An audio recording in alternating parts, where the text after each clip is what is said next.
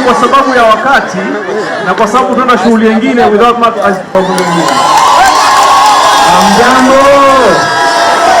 mambo wenzangu, hamjambo tena.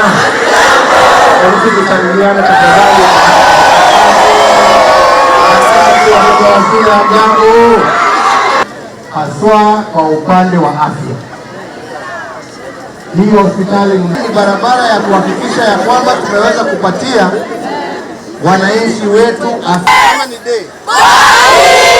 Mnakuanga watoto ngapi hapa? We wish you the best of luck. Ndio. Watu wa wenu.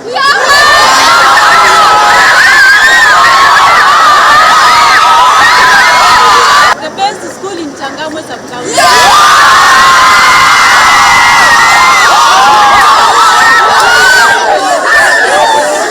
Mimi ni chair wa health na nataka kumwambia gavana wenyu set standards very high.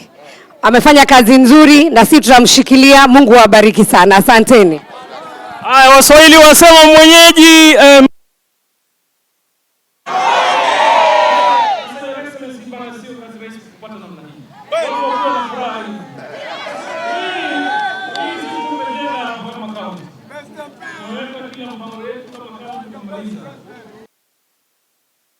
kuna hili jengo la zamani hili, Your Excellency, tufanyie mpango, tufanyie maarifa, tulitengeze liwe la kisasa, hospitali iwe kubwa, sivyo? Ama mwasemaje? Ama mwasemaje? Karibu Mheshimiwa Rais, sema na watu wa Mombasa.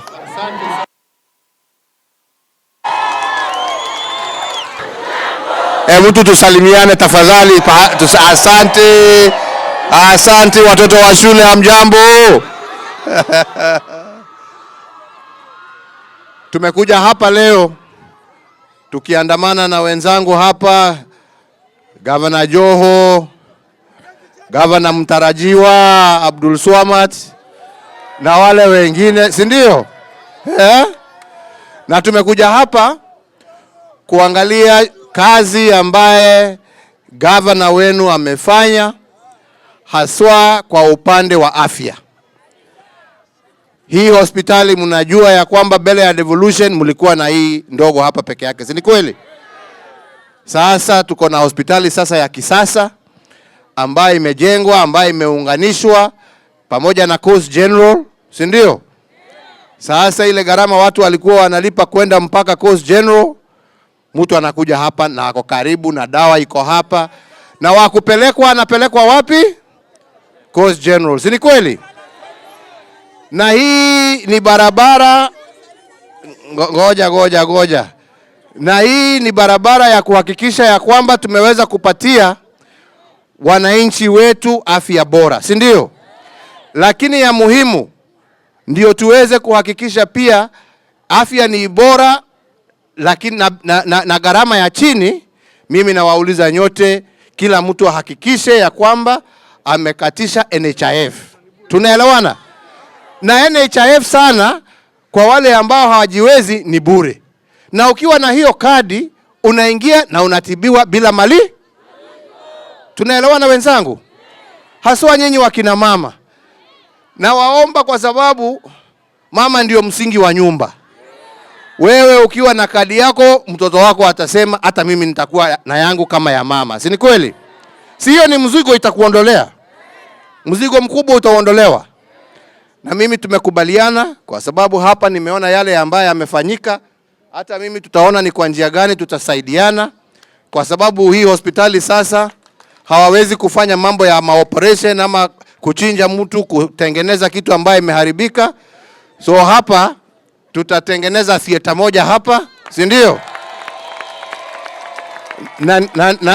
Na ndio isiwe tu mtu akitakikana kuwa na operation ati lazima apelekwe kule. Daktari wakuje hapa, wawatibu hapa, mtu wako karibu na nyumbani. Hakuna hiyo gharama ya kutembea mpaka kule ati kutafuta daktari. Si ni hivyo? Tutakubaliana namna hiyo? Na hivyo ndivyo tuwasema, kwa sababu yale ambaye ni ya muhimu ni kazi kama hizi. Sio maneno na matusi. Na nyinyi vijana nawaambia jichungeni. kwa sababu kuna tofauti na mdomo tamu na mfanyikazi. Tunaelewana? Wakenya wanahitaji mfanyikazi, si ndio? Mtu ambaye atakunja shati aingie kwa kazi, lakini sio kupatia mastori matusi, kwa sababu ukishamaliza kucheka unarudi nyumbani njaa bado uko naye, si hivyo? Hospitali haina dawa. Mchapakazi atahakikisha labda hata kuwa na story mingi, lakini kazi itakuwa ya maana na itabadilisha maisha yako. Sijui kama tunaelewana wenzangu. Tunaelewana? Hiyo ndio barabara sisi tunataka kupita. Na mimi nawauliza tuitembee pamoja. Mtakubali tuitembee pamoja? Si mnaona vile tumeweza kufanya kazi kwa sababu ya kuwa pamoja na gavana wenu Joho hapa. Kama tungekuwa tukituangana, kazi kama hii ingefanyika? Sasa mtu akisema nilifanya makosa kwenda kutafuta baba tushirikiane, ni makosa gani nilifanya? Kunaye? Na hata tukisonga huko mbele, si tunataka kuendelea tukiwa pamoja? Au unataka tutengane tena? Tutengane turudi kwa siasa bure, ama tushikane tuendelee na kazi? Si ni wangapi wanasema tuendelee na kazi? Tunakubaliana? Mimi niko hapo. Asanteni sana na Mungu awabariki.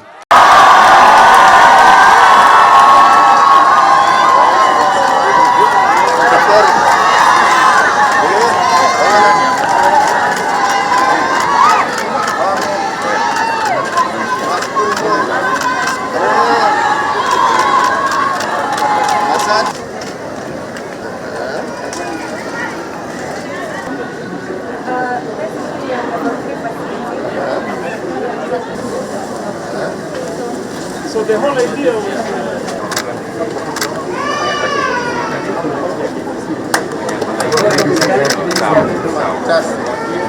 the heart patient, you test them here, you do ECG, etc. And you require. We also have a telemedicine which will show you inside. Between the two, plus the governance structure, which is very strong here, takes control of all these. All the facilities. All this. And you never have shortage of drugs, never have shortage of...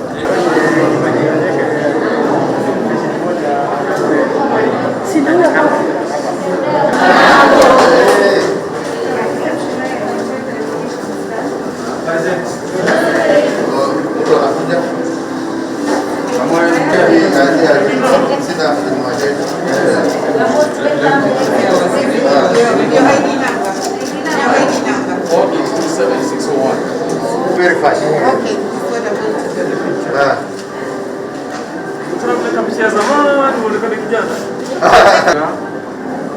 Verify. Please, please, gentle. Yake hiyo ingine. Wow. So now they need it for people who are like whatever they do, the people direct. Anytime. Calculate yourself direct.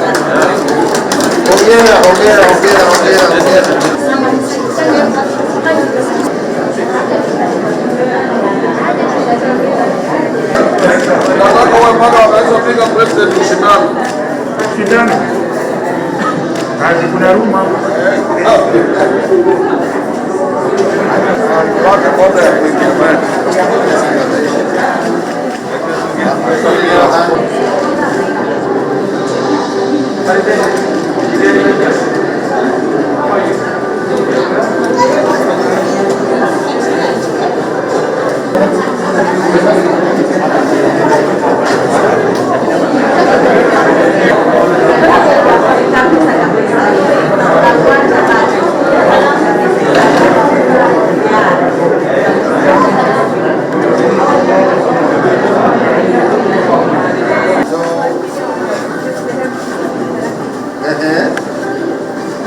Jambo.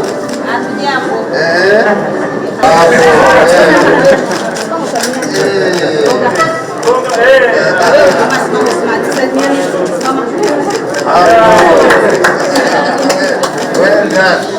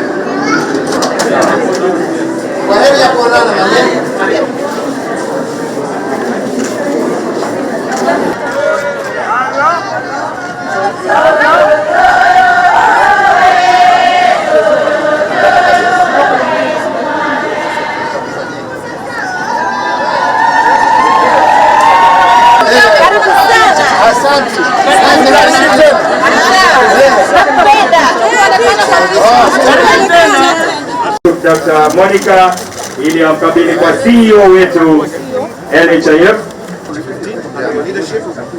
The indigents that your government has sponsored and starting even outpatient cover. Now it's since we started the cover. Okay. In this facility, the super cover is also available.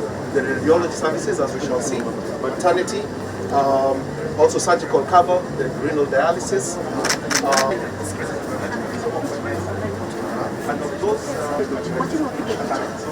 all the 800,000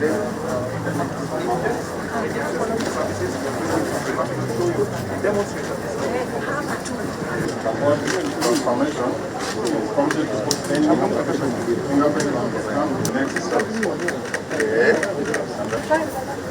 They go from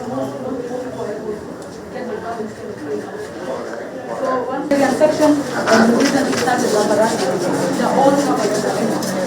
And we are requesting that during the second phase of cleanliness that our facility be considered so that we also upgrade our radiology. Yeah, so we have agreed. We have leave out a few who are not keen. If somebody is not keen, we leave them out. But I don't know how they explain to them. Those ones we are going to move to other areas. There is a lot of positive stories out here. Yeah.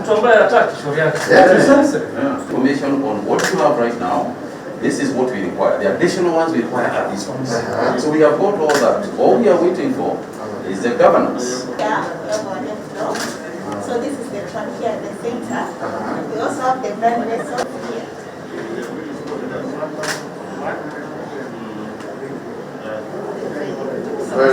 The patient is successfully discharged from the system. And then remember now, yes, electronically. It's electronically. So it means it's real time. Saving. That's our projection. Hongera.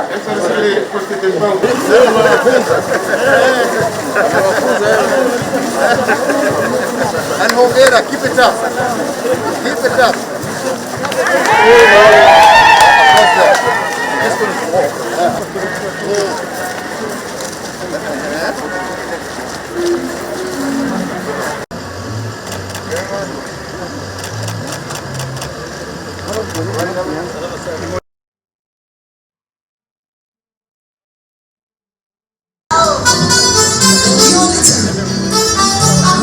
And apps that can link the youth to the labor market. Fantastic. Using the bigger model. Fantastic. They say that they are professionally qualified. Right. We give them the best. Fantastic. Your Excellency also. Competency, so that by the time we are training them in skills lab, without any deviation from normal. So like drawing blood, we train our students how to draw blood on this. Nataka nianze na msemo tu mmoja, methali nafikiri watu wa mwambao wa pwani wanaujua. Wanasema hivi: ng'ombe akivunjika guu hurudi wapi? Lakini NHIF inaniambia mimi, baba, ukiumia mguu hutarudi nyumbani, utaenda kwa super cover. Hivi ndivyo unaniona leo katika huu mkutano, badala ya kuwa nyumbani nimeweza kukanyaga hapa. Sikuwa na uwezo kwa sababu nilijisajili kwa super cover kwenye NHIF, nikapata mfadhili akanilipia ya mwaka mzima, na sasa imeweza kuleta natija ya ile surgery ambayo nimefanyiwa ya hip replacement, na ikanilipia 250,000 bila ya kuchangia kitu chochote. Tena isitoshe, haikuwa sajari moja, kwa sababu hii ni ajali ya utotoni, sikutarajia. Nikakaa mwaka uliofuatia, the next year, kwa vile akaunti yangu iko sawa sawa, ikaweza kunisimamia tena surgery ya right ya hip replacement. 350,000 ikalipa bila ya kusita. Mheshimiwa Rais, jambo jingine ambalo nilikuwa nataka tuseme hapa katika Mombasa, tuna mengi ambayo umeweza kutufanyia, na hivi leo kitu ambao nataka kusema ni kwa kuwa wale ambao wanakukashifu, basi mwenye macho haambiwi tazama. Hapa umetufanyia mambo haya matibabu na Mungu atakuona kila mmoja katika mabilioni uliowasaidia. Mungu atakulipa Mheshimiwa Rais katika mambo yako ya baadaye. Mama aliye na macho haambiwi tazama. Jamani, sisi wengine kina mama tulikuwa tumeenda kudungwa shindano tusizae, lakini tuliposikia Linda Mama Care, yani sasa Mheshimiwa Rais, kura tunaziongeza, tunazaa bila matatizo, kwa sababu tunajua hatulipishwi hata shilingi. Ni kitabu chako, unaenda kununua cha shilingi 5, unaandikishwa Linda Mama, unazaa nywe. Jamani, tufanyiwe nini? Mheshimiwa Rais, hii hospitali ya Upotrizi na hospitali ya Coast General ni baadhi ya hospitali ambazo zilifaidika pakubwa na mradi wa Medical Equipment Scheme ambao ulikuwa unaongozwa na Wizara ya Afya. Hapa Potrizi kuliletwa vifaa kadhaa ambavyo vimesaidia utendakazi wa madaktari na vile vile kuleta huduma muhimu kwa wananchi kuwa karibu na wao. Tunafurahi kwa hapa siku ya leo kuendeleza huu mradi ambao unafunguliwa siku ya leo ya Universal Health Care. Hii ni brainchild ya Rais Uhuru Muigai Kenyatta na sisi tunaunga mkono uongozi wake. Mimi nataka niongeze tu ya kwamba tunakushukuru zaidi sana. Hata unajua ya kwamba tumezungumza na waziri wako na tukakubaliana ya kwamba kuendeleza mpango huu kuna hospitali 2 zile za level 3 ambazo zitajengwa kule Tana kwa sababu ya kupanua hii mipango yote. Na tunaendelea kujadiliana. Rais, kati ya ajenda zako 4, ikiwa kuna ajenda ambayo ilimgusa Mkenya wa kawaida, yule wa chini kabisa, si ajenda nyingine, ni ajenda hii ya UHC. Hakuna serikali ambao itaendesha nchi ikiwa watu wake ni wagonjwa na hana kwa kwenda. Kwa hivyo mwanzo ni uzima, mengine baadaye. Mwalimu Julius Nyerere alivyosema ya kwamba Afrika ni moja na binadamu wote ni sawa. Ni kwa sababu kwa hivyo serikali ya Uhuru Kenyatta ameanza hii miradi ya National Health Insurance Fund. Si National Hospital, sasa ni health. Kwa sababu tunajua ya kwamba wananchi wote wa Kenya ni sawa. Na katika constitution yetu, katiba yetu, Kipengele 43, kila Mkenya na haki kupata afya bila kulipa chochote, saa yoyote, wakati wanataka. Ama sivyo? Na leo hii tumeanza safari kuhakikisha ya kwamba kila Mkenya kutoka leo mbeleni atapata afya nzuri bila kulipa chochote. Sawa sawa? Sawa sawa? Asanteni sana, Mungu wabariki.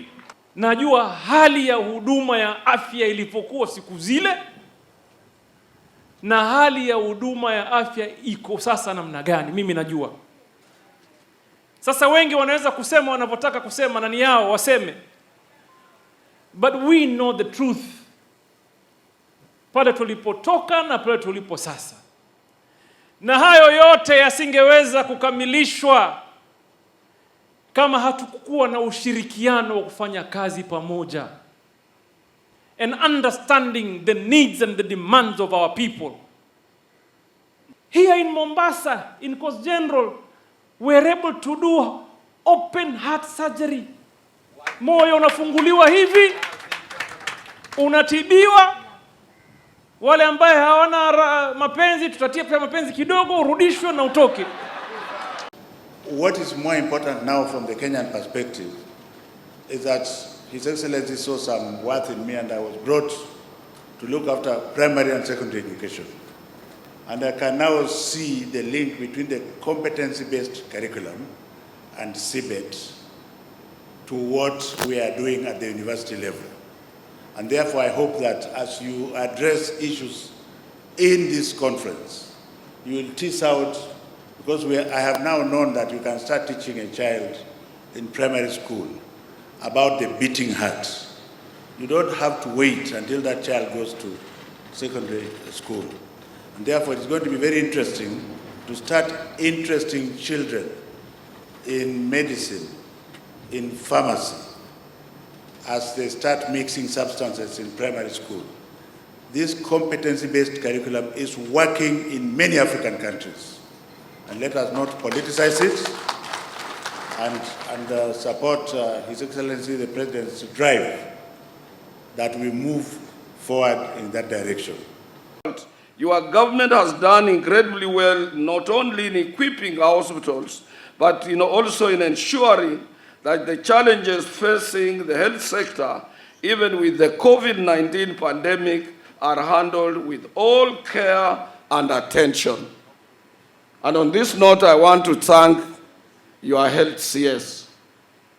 I don't know if he was not there, where would we have gone to hide as far as COVID-19 is concerned. Na watu wengi wana associate Mheshimiwa Mutahi Kagwe na mambo ya COVID-19.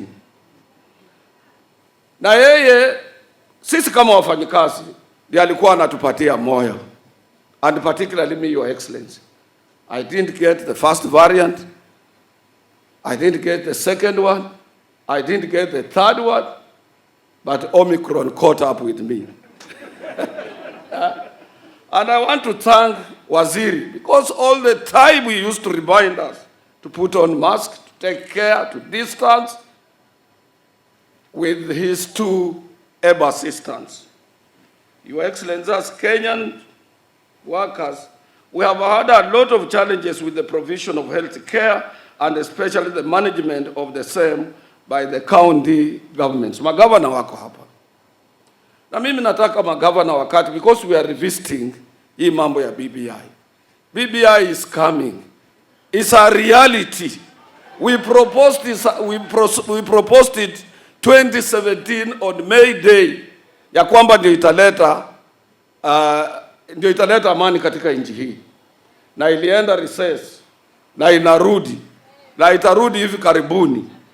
Sisi tunataka hii mambo ya madaktari tuongee sana. Doctors, nurses, clinical officers, laboratory officers, those people who are involved in health care. But today, sir, we are here to look at another subject, which is part of the 3 things within the UHC agenda. The first being affordable health care, the second being access to health, which we have been talking about, and through your political will, we have managed to create almost 25 hospitals in Nairobi, 19 new, 5 engineered and completed, and another 50 that we are building across the country to create the issue, to address the matter of access to health. But critically is the standards of health, not just the quantity of health, but also the quality, of health. And today, sir, this is the subject that brings us here together to ensure that we can upgrade the quality of healthcare. Your Excellency, when we talk about the curriculum, improving our curriculum, we are reminded of an African saying that says, when the sound of the drum beat changes,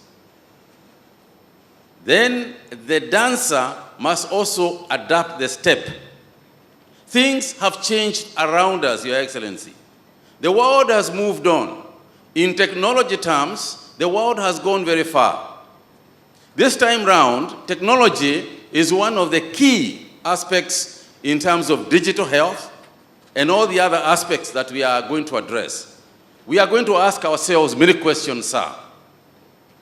We are going to ask ourselves, is what we are learning today what we should be learning? Is what we are learning today what is being taught elsewhere in the world? Is what we are learning today sufficient for the future? UHC ni mpango wa kusaidia wananchi wale wako mbele yetu na wale wanatuona na TV na Wakenya wote kwa ujumla. Hii ni kitu ambayo itagusu mtu mwenyewe, bibi yake ama bwanake, mtoto wake na wengine ambao wako hiyo nyumboma yao. Hiyo ni mpango Mheshimiwa Rais ambao imefanyiwa kazi wakati mrefu sana. Ilianza na hata Sicily wakati alikuwa huko Wizara ya Afya, Anyang' Nyong'o wakati alikuwa wizara ya afya. Lakini wewe Mheshimiwa Rais, ulipotuongoza kutoka mbele, when you gave us the political will to go ahead with UHC, ndio sasa Mheshimiwa Rais unaona imeanza leo na imeanza hapa Port Reitz na imeanza saa hii, na hao wananchi wajionea historia ikifanyika hapa kikao hiki. Mmefurahia hiyo maneno jameni? Mnaona ni kitu kizuri? It is my distinct honor to join you on this historic occasion as we today launch the national scale-up of the universal health coverage for all Kenyans and move closer to the realization of our national agenda on health care. Indeed, as Governor Joe has stated, as we were coming here, we went by Chani Level 3 Hospital, which is a classic primary level facility representing the fundamental pillars of the delivery of universal health coverage. Indeed, primary level health facilities, including the level 2, offer the first point of call to mwananchi, and therefore for us as a nation to achieve our goal of universal health coverage, the guarantor is a robust primary health care system, and I congratulate you, Governor, for the work that you have done there. Ladies and gentlemen, the COVID-19 pandemic has brought to bear the urgent need for us to upscale our implementation of the universal health coverage pillar of our Big Four agenda. Under this pillar, we seek to eradicate the poverty of dignity and to transition our nation into an era where no Kenyan should be forced to choose between medical bills and other essential needs. Today, we are pleased to report that the journey that commenced at the dawn of our republic of eradicating ignorance, disease, and poverty has received a much-needed momentum. Our journey towards universal health coverage commenced in 2013 with the launch of the free maternity program, Linda Mama, which we have heard testimony about, which today currently benefits over 1 million mothers every year. Thereafter, the piloting of the universal health coverage has since progressed through various phases, with today's phase being to ensure that Kenyans have health insurance coverage through a reformed NHIF. All these steps have been deliberate and have also been collaborative between the two levels of government, that is, the national government and the county governments. So this is a journey that we must travel together with partners, including our county governments, development partners, the public, and other key stakeholders, including the religious community. I also want to thank our private sector for their provision of 41% of outpatient services in the country. And so, fellow Kenyans, to bring the nation closer to its destiny, my administration has initiated various programs on health infrastructure.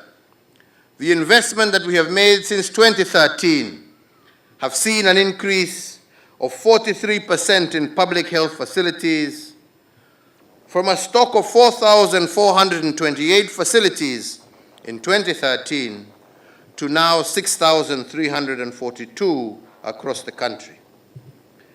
In the same period, our ICU capacity has increased by an impressive 502%, and our total hospital bed capacity has also increased significantly by 47%. In an unprecedented program, my government upgraded hospitals across the 47 counties and the national referral hospitals with specialized state-of-the-art medical equipment that had been fully funded by the government. To enhance availability of essential medicines and supplies, the government has developed 3 key lists, notably the Kenya Essential Medicines List, Essential Medical Supplies List, and the Kenya Medical Laboratory List. These lists are intended to guide health facilities on the selection and investment of commodities. Private hospitals are referring their patients to some of the public hospitals because some of our public hospitals are even better equipped than some of the private hospitals that we have had. And what does all this investment mean? It means that if we continue to improve these services, we save this country money, we save our people money, which can be put to other use. We know how health has bankrupted many families, many families, because there is nothing you can do. But now we are beginning to provide those alternatives. And what we must make sure is that we have the caliber of professional health worker that is able, operating within the environment we are providing in upgrading our hospitals, that we have trained men and women who can utilize this equipment and provide the best healthcare systems comparable to any part in the world. And I'm sure we can. Because again, as our friend has said, Canada, the United Kingdom, Australia, they wouldn't be here trying to get our nurses to go and work in their hospitals if we were not producing good quality people. We are producing. What we need is to ensure that the skills they have are equivalent to the kind of technology, as Waziri has been saying here, that is available out there. And they, in turn, will be able to provide our people with the same level of service as they are capable of delivering out there. To address the human resource shortage the country has been experiencing over the past 10 years, we increased the total number of health workers in the public and private sector by 41%. Between 2013 and 2018, in addition, 15,234 healthcare workers were recruited under the Universal Health Coverage Program and COVID Management Program, and in addition, community health coverage has been increased from 10% in 2013 to the current 91%, reflecting enhanced capacity of the community health workforce following the establishment of 8,663 community health units across the country. Earlier today, I did preside over the launch of the conference on harmonization of curriculum and training of healthcare professionals, which is aimed at enhancing the skills of our healthcare staff. This is a key factor in the delivery of universal health coverage. So, ladies and gentlemen, we have also made significant progress in HIV, TB, and malaria programs. Today, currently, about 1.2 million Kenyans who are living with HIV are actively enrolled in universal health care coverage. On TB, my administration has reduced the number of new TB infections by 46% and also put in place social protection for TB patients. In the case of malaria, the proportion of outpatient visits attributed to malaria has dropped from 30% in 2009-10 to 18% currently. To digitize health services, my administration has developed a digital health platform to support the effective monitoring of the health sector and roll out the universal health coverage. In a holistic whole government approach, the enabler ministries have also been engaged to ensure that other key services are available in our health facilities. These include the ministries of water, energy, ICT, and infrastructure. On COVID-19, today we can say that as Kenyans, we are continuing to ease out from the fourth wave, and also pleased to report the very encouraging progress that we have made in the vaccination task. As of today, a total number of 12,390,116 doses have been administered, and we are well on our way to the target that we have set for ourselves of 27 million fully vaccinated Kenyans before the end of this year. So, ladies and gentlemen, on this note, as a government, we will not tire to continue to urge all Kenyans to be vaccinated and to continue to observe the Ministry of Health guidelines. Adherence to the health protocols is what has enabled us to ease the challenge of COVID-19.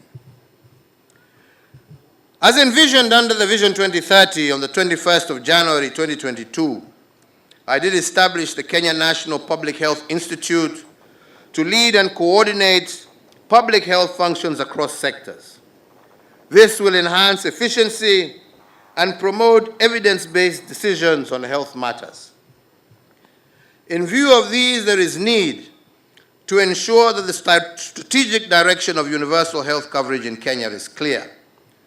And in this regard, my administration has developed the Universal Healthcare Coverage Policy covering the period 2020 to 2030 to guide the acceleration of the progress in attaining universal health coverage. I am also pleased with the development of the Kenya Health Financing Strategy, which proposes practical solutions to addressing financing challenges.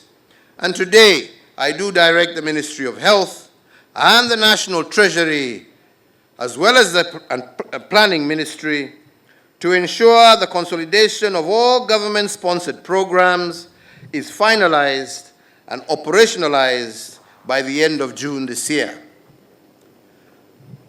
Fellow Kenyans, to further the realization of universal health coverage goal, the NHIF Amendment Act was passed by Parliament, and today I want to thank through you, Speaker Lusaka, and the two honorable chairs of the health committees of the National Assembly and the Senate, our thanks to members of both houses for your collaboration on this act and on other bills that you have passed regarding health.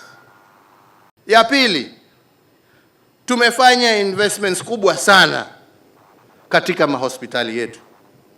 Kesho nikiwa hapo Mombasa, tutaenda kutembelea Coast General Hospital. Na mimi naielewa hiyo hospitali. Pahali ambapo hospitali ambayo inaitwa Coast General ilikuwa mbele ya mwaka wa 2013. Na pahali hospitali hiyo leo iko. Hospitali ya Coast General, jameni. Watu wanatoka mahospitali kubwa wakitafuta kitanda Coast General. Tunaelewana? That is the kind of development and the focus we want. Leo hii, ukiwa na ugonjwa wa kansa, hakuna haja ya kutaabika, sijui niende India, tufanye nini, hapa tu Coast General, utibiwe hapa Mombasa. These are the things that save you. Ukiwa na open heart surgery, inafanywa. Ukitaka kupasuliwa kichwa, enda Embu, upasuliwe huko.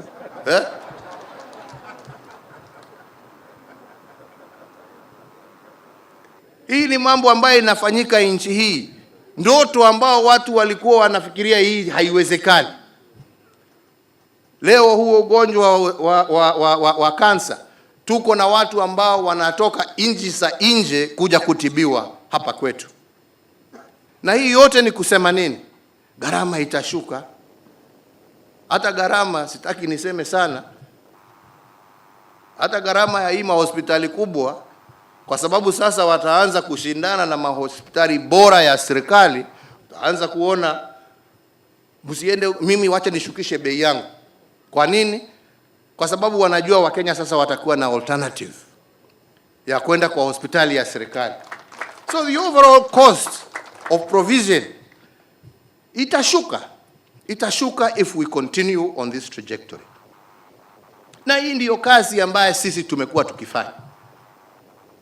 Ndio mimi naangalia wenzangu wengine, na mimi sina shida na mtu, mnanijua jameni, mimi sina shida na mtu. Mimi sina shida na mtu, mimi nawaangalia tu. Lakini nawasikia huko hakuna kazi inafanywa, hakuna, wakiongea juu ya magari ni matusi, hakuna kazi na. Sasa jameni, mimi nataka niwaambie hata chama hiyo ya rais ilikufa. Mimi niliomba kura ya Wakenya, si ndio? Nikiwa na mambo mawili, kuleta amani na kufanya ile kazi na kutimiza ahadi ambazo nilipatia wananchi, kama hii ya kuhakikisha ya kwamba watu wako na afya bora. Na hiyo kazi haifanywi kwa mdomo, kwa kushau tuko. Mlinichagua niingie ofisi nifanye kazi, si ndio? Na Jubilee imekuwa ikifanya kazi. Barabara mnaziona mkitembea hapa Changamwe hii, hizi barabara zimejaa huku, zilikuweko jameni? Ilikuweko. Hivi karibuni pia tutafungua hii Dongo bypass, Dongo Kundu bypass. Tukifungua hiyo Dongo Kundu bypass, tuko na mradi tunataka kujenga na wenzetu wa Japan na wengine, mradi wa kuset up a special economic zone hapo, ndio wananchi waweze wapate kazi na vijana wetu waweze kupata ajira.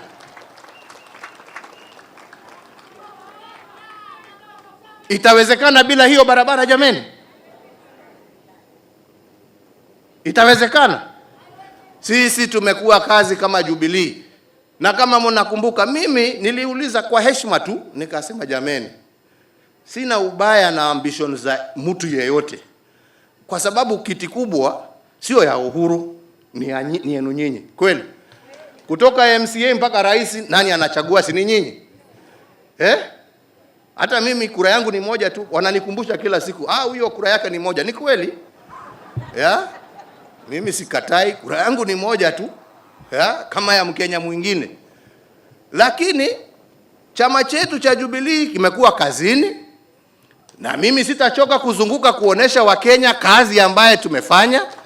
Na mimi sitachoka kuambia Wakenya, chagueni hii chama yetu, mnaona hii chama yetu inafanya kazi, na tunataka kuungana na wengine kama wakina Joho na wale wengine ambao wanataka kazi, na ndio shughuli ziendelee. Ama inaendaje jameni?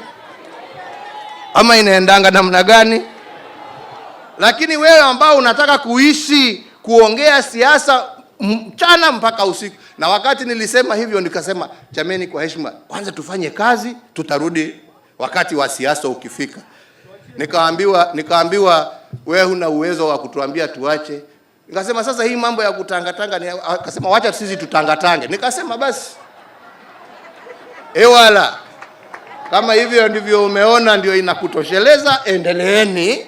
Sisi na wale tumebaki tufanye kipindi cha siasa sikifika, tutakuja tuseme na yetu sisi. Sasa kipindi ya siasa imekuja na mtatusikia. Tunaelewana? Kuna wakati wa kazi na kuna wakati wa siasa. Ladies and gentlemen, over the last 2 years, the world has been engulfed in a crisis occasioned by COVID-19, which has caused unprecedented disruptions across many sectors of our society. Arising from this pandemic, we know our medical professionals and healthcare workers across our country, our region, and the world over have had to bear unusually heavy burdens.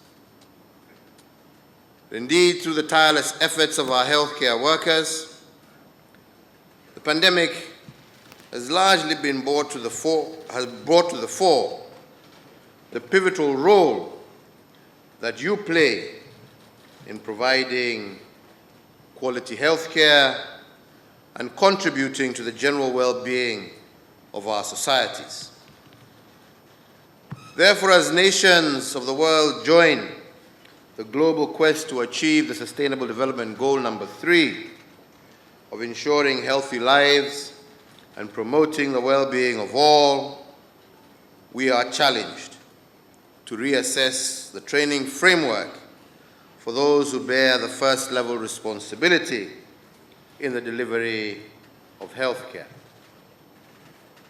In that regard, this conference could not have come at a better time. Indeed, it marks a turning point in our national quest to achieve universal health coverage. Each epoch of our nation has placed a unique set of demands on the skills and competencies needed in the workplace, which in turn has required us to reform and to recalibrate the content and architecture of the training we provide our healthcare workers. Today, I note with satisfaction that the conference will review key planks that can lead us closer to harmonization of the curriculum for health professionals training. And it is in this context that I invite you now to join me as we take stock and reflect and learn, and in particular, plan for the transformative changes that governments should adopt in the training curricula for healthcare professionals. I cannot overemphasize that this conference has the task of providing a trustworthy account of the quality of our healthcare training. That account must give us a picture of what has worked and what has not, and the reasons why. The primary purpose here is to tease out lessons learned as well as best practices. But more fundamentally, we must ask ourselves, given the lessons learned, what transformative changes should we adopt, and do we have mechanisms of ensuring that these changes are optimally implemented? Makes a very important milestone in enhancing health insurance coverage for all Kenyans. For example, it provides that NHIF establishes a centralized healthcare provider management system to ensure efficient management and payment of claims and data collection. And today, I direct the NHIF to ensure that this system is set up and fully operational by the end of June this year so that Kenyans can benefit. As I have previously directed that all necessary reforms be undertaken to ensure effectiveness of NHIF and to secure these funds, today we also further direct that biometric registration at NHIF be interlinked to the Huduma number database. So fellow Kenyans, this journey that we continue will not be a journey without challenges, including ensuring consistent availability of medicines and medical supplies. We need to bridge the significant human resource for health gaps and containing also the cost of services, to mention but a few. I particularly urge our counties to urgently ensure that our health facilities do have financial autonomy. The funds collected by the facilities should be reinvested in those facilities for the benefit of all of us. The reforms currently underway at KEMSA and NHIF must be concluded for Kenyans to benefit from all these efforts. Together, we must address these challenges moving forward to ensure affordable and quality health care services for all. I also urge all counties to put in place communication programs to raise the awareness of Kenyans about the transformation that is taking place in our healthcare systems. On behalf of the 47 county governments, I'm delighted and honored to be part of this conference. It has indeed come at an opportune time when we need to fast-track reforms in the training of the health professionals. We have made progress in health sector, care service delivery since the onset of devolution. On the other hand, our citizens are appreciating devolution works. On the other hand, the provision of quality health care services cannot be realized instantly in every county. Hence, it is our responsibility as the leadership of the country to make sure that every Kenyan citizen enjoys the highest quality standard of health care. For county governments, health remains a high priority in our development agenda. Lakini nikipenda tu kusema hii kazi ya kuhakikisha ya kwamba wananchi wetu wameweza kupata huduma za afya kwa bei nafuu ni safari ambaye tumekuwa tukitembea kwa muda mrefu.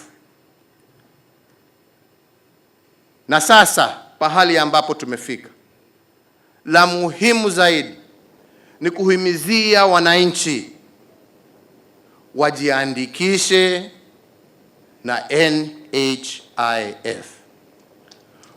Mumesikia wale ambao wameongea hapa mbele yetu, na umesikia gharama ile huyo mzee ambaye wamepata hiyo hip surgery, ile gharama ama ile pesa angeulizwa alipe, na hiyo gharama yote imelipwa na NHIF kwa sababu alikuwa na kadi yake. Tuwasema kama Wakenya tunataka kumaliza umaskini. Huwezi umalize umaskini kama ugonjwa utaingia nyumbani kwako, huna kadi ya insurance, uende uulizwe maelfu na maelfu ya pesa, na uko na mzee mgonjwa, uko na mtoto mgonjwa, mwishowe kwa sababu utataabika kwa sababu ya ugonjwa ya huyo mtoto, huyo mzee ama huyo mama, uanze kuuza mali yako, uachwe bila kitu kwa sababu ya ugonjwa. Tunataka mambo haya yaishe katika nchi yetu. Kila Mkenya awe ana uwezo wa kwenda hospitali na kutibiwa na kurudi nyuma, kurudi kazini kwake bila kuwa amefilisika na ameishiwa, ameuza vyombo vya jikoni, ameuza vitanda, ameuza kila kitu kwa sababu ya ugonjwa. Wakenya wenzangu, tujiandikishe na NHIF na tujiokoe kiafya na tujiokoe pia kwa hela ambazo sasa tutakuwa na uwezo wa kutumia kufanya mambo mengine. Si ni hivyo? Kwa hivyo Wakenya, na waomba, ugonjwa hamna mtu anajua utatokea wapi, siku gani. Ajali pia hujui, Mwenyezi Mungu peke yake ndio anajua. Wewe jukumu lako unaweza kusema mimi sina haja na hiyo. Unaona mimi ni kijana, sina shida. Hiyo pesa, what is the money now you ask every month? Hiyo shilingi 500 ambao wanasema watu walipe kila mwezi, mimi sina haja ya kutumia hiyo pesa. Lakini siku moja utajua maana ya kutumia hiyo pesa. hiyo shilingi 500 itakuokoa mamilioni ya pesa ambao utakuwa unasumbua kila mtu, tufanye harambe, tufanye nini, niuze shamba, nifanye nini. Tuondoe umaskini kwa kujiandikisha kwa NHIF. Tutakubaliana namna hiyo? Ladies and gentlemen, over the last 2 years, the world has been engulfed in a crisis occasioned by COVID-19, which has caused unprecedented disruptions across many sectors of our society. Arising from this pandemic, we know our medical professionals and healthcare workers across our country, our region, and the world over have had to bear unusually heavy burdens. Indeed, through the tireless efforts of our healthcare workers, the pandemic has largely been brought to the fore the pivotal role that you play in providing quality health care and contributing to the general well-being of our societies. Therefore, as nations of the world join the global quest to achieve the Sustainable Development Goal number 3 of ensuring healthy lives and promoting the well-being of all, we are challenged to reassess the training framework for those who bear the first level responsibility in the delivery of health care.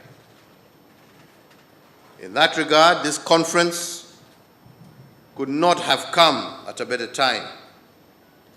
Indeed, it marks a turning point in our national quest to achieve universal health coverage. Each epoch of our nation has placed a unique set of demands on the skills and competencies needed in the workplace, which in turn has required us to reform and to recalibrate the content and architecture of the training we provide our healthcare workers. I therefore would like to propose a 7-point framework to all of you participants today. And this framework can guide us in understanding our performance and charting the way forward. This 7-point framework that I am proposing includes, first, defining a framework for harmonization of training of healthcare professionals across the sector for increased global competitiveness and future job readiness. Under this theme, the conference should on one hand consider how we can leverage on regional frameworks to harmonize curriculum and training to support cross-border training and practice. In addition, the conference should identify the gaps in elementary teaching and learning which ought to be addressed to ensure that a solid foundation is established before healthcare workers undergo their academic and professional training. Moreover, the conference should consider how the capacity of tertiary education, technical and medical training institutions can be augmented to effectively deliver quality healthcare training.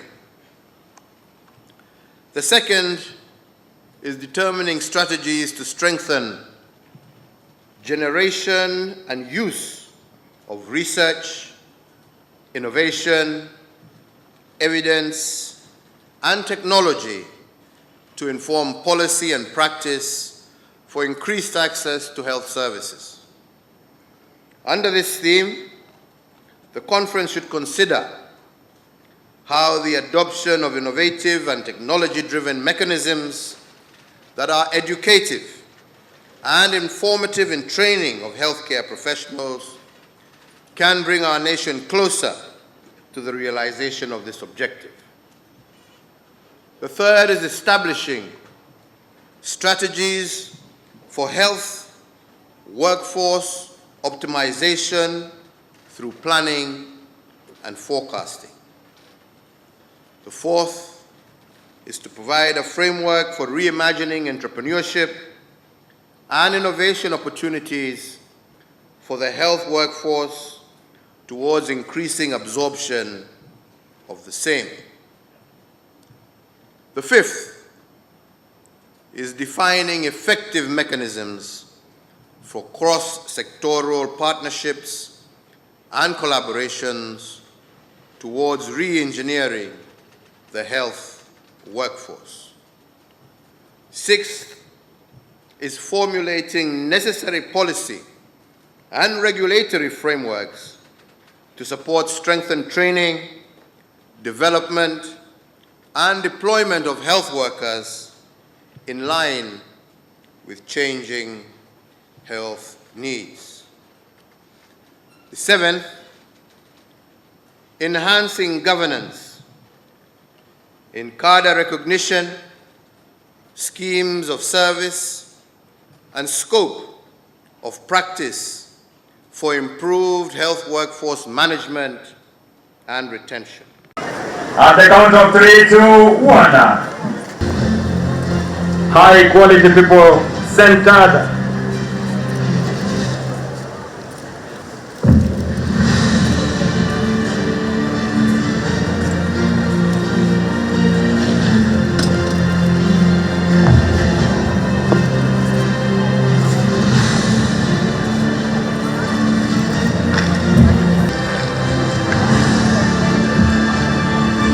The amended acts. Let us put our hands together and appreciate His Excellency, the President for the Ruto.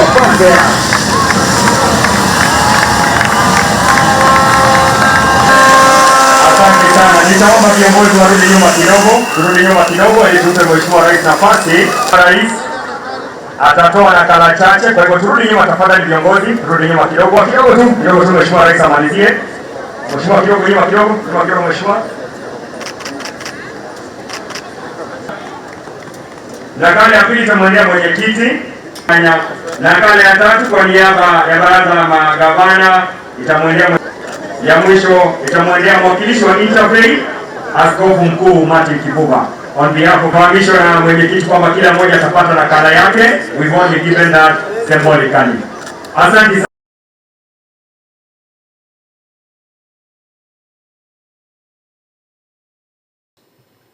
I want to thank our county governments. I want to thank our development partners, the Ministry of Health and all the sagas under it, and all who have been involved in this noble task that has culminated in today, for their unqualified contribution and the work that they have done to ensure that we are able to stand before you today. Finally, I would not shy to say that my administration has successfully set the unshakable foundation for achieving our goal of 100% health insurance coverage, and as a result, access to affordable and quality health care, so that never again should a Kenyan needlessly suffer or be driven to poverty because of medical bills. It is my prayer that this will be sustained and all the efforts will be for the benefit of all Kenyans.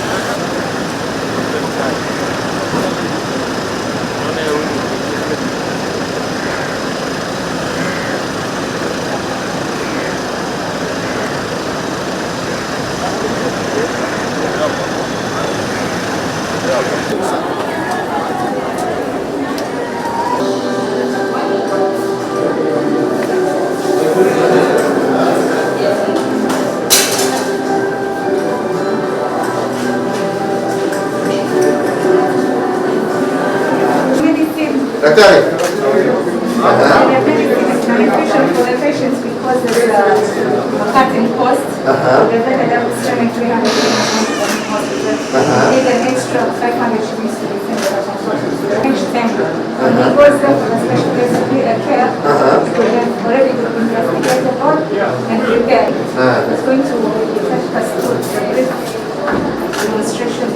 This is Dr. Lucas, Post General, Consultant Surgeon, Dr. Asif Admani. The patient currently has some lower abdominal tenderness in the 3 lower quadrants. Yeah, the patient is not pale, not jaundiced. So now we wanted to refer the patient for a colonoscopy and OGD. I will send you the bowel preparation protocol. Yes. Alright, so you get the bowel. Alright, thank you. Well done. I'm sorry, you see the president is here. Can you see him? I'm not We are well. Admiring your work. Well done. Well done. So these are our postgraduates. We have a postgraduate training program. We have started Exacom. We are training our own surgeons, our own physicians. If there is any case over here, every week we interact with them. It fast tracks the case because if they tell us what to do over here, just like what he said, you do the blood works, etc. So when the patient goes there, you fast track to the procedure. You don't need to start the line again, and then you refer back. This patient has been trying to get medical services for quite a long time, financial problems. So at least with telemedicine, it's closing the gap. And he's NHIF also, so that makes it free. Ndio. Tunakuombea na huko mikononi ya watu ambao wanaelewa. Ndio. Actually, it's what we're looking at now. We are calling the e-theaters. E-theater is something that doesn't exist so far. Yeah. We want to create e-theaters. Essentially, what is going to happen is that we're going to have cameras all over the building, not just the one. So that every single item can be seen in a huge magnified way, and the actual surgery can be done by one doctor working with another doctor. That's the future. That's the future. Well done.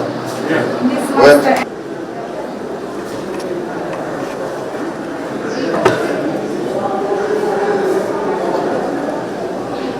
The Garden of Joy is a green project. We are telling you to put a roof whose water you can drink, put a storage tank for harvesting water, and use biodigester to recycle water. And what a privilege, what a joy, you know, it is to be right here at the Garden of Joy. Queen. Yes. Another thing I would wish to add, Muteti, is about accessibility when you enter to the project. The accessibility is very awesome. As you can see, we have a 9-meter wide road. Mnaweza pitana mangari mawili. There is no jam with this project. You can see we have accessibility, and along every road there is a lot of plants which are planted there, and I want to assure you that hair here is purified. We have clean hair here because of what we've done as Optiven. We've done lots of trees. We've done 3,000 trees here, so your life will never be. Imagine while you are in your balcony, kanjeve tu kanakuja tu kanakupiga tu kale kanjeve kazuri. Just imagine, because of the trees. And we say that come and be with us, join this family, and because we are Christian-based family, this project has a meditation park whereby you can go and pray, whereby you can go and meet your God through prayers, somewhere where you can go rest. There is a area where you can do volleyball. Wanaume mnaweza choma nyama. Yani it's a place where you can get in Machakos County. Come and join us and make sure you get something and your life will change. Muteti. Hey, Coletta. Hey, wow. Hey, thank you so much. And I can see people, they want to commit to this project. Please give them your number. If you want to commit yourself today, in fact today we have an offer which is ending at Sasita usiku. Yes, make sure you call me. I'll give you this information. 0722 90 1789. call this number 0722901789. That's my personal number. I'll make sure I take you through even the process of getting this land, because you have to come and see first.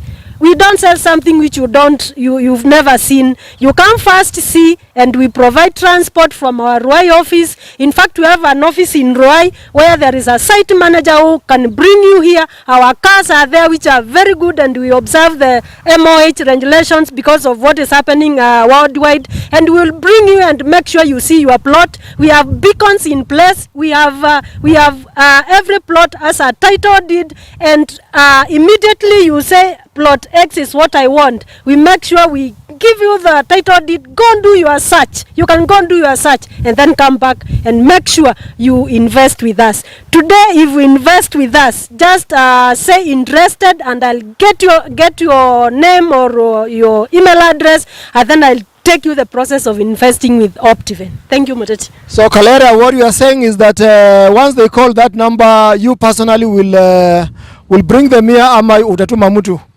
Hapana Muteti.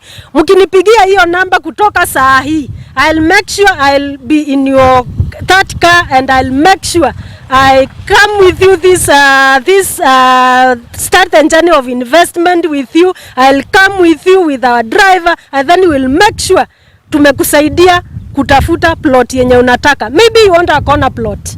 Maybe you want a residential plot. Maybe you want a commercial plot. Tuko nazo zote. In fact, barabara, this is a government road, and I'm very sure if you get a commercial plot here, it will be huge. It will have, you can do your shop, you can do your kiosk if you wish, but we don't encourage kiosks here because this place is controlled. Make sure you do a good shop, and it will give you returns.